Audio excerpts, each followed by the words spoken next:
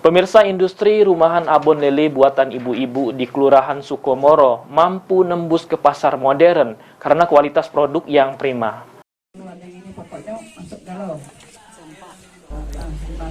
Industri rumahan di Kecamatan Talang Kelapa, Banyu Asin ternyata mampu memasarkan abon lele ke pasar modern dengan kemasan yang baik dan kualitas produk yang prima. Untuk mampu menghasilkan produk dengan kemasan yang baik dan kualitas produk yang prima, kehadiran pemerintah sebagai pembina UKM, pemerintah Banyu Asin dalam hal ini telah melakukan sejumlah langkah, diantaranya memfasilitasi UKM mendapatkan permodalan serta membantu alat produksi.